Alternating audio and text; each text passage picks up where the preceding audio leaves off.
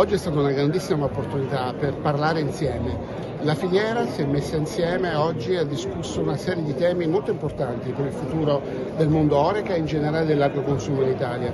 E noi come Centromarca siamo stati estremamente soddisfatti di percepire la volontà di lavorare insieme. Ognuno deve fare la sua parte, industria, distribuzione, ma c'è un terreno comune di collaborazione. Io direi che la parola collaborazione è la parola d'ordine, se dovessi sintetizzare in un unico termine i risultati della giornata di oggi.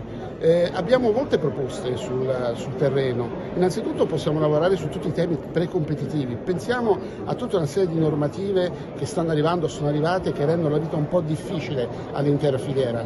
Dallo sugar tax alle altre imposizioni fiscali alle tematiche ambientali e della sostenibilità, dove ovviamente la filiera intende andare avanti ma senza troppi lacci e lacciuoli che ne frenano un po' l'ambito di sviluppo, e ulteriormente altre proposte che tendono a favorire per esempio il mondo del fuoricasa, il consumo degli italiani. Oggi le famiglie lamentano un potere d'acquisto stabile o addirittura riduzione. Occorre lavorare con il governo, con le forze politiche affinché sviluppino incentivi che consentono di innalzare il livello del potere d'acquisto delle famiglie, magari abbattendo dei costi per gli italiani molto più alti rispetto ai paesi europei. Penso al costo dell'energia, che è quasi 3 volte il costo medio della media europea, penso ad altri costi che potrebbero essere ridotti anche sviluppando iniziative di digitalizzazione spinta di tutta la filiera.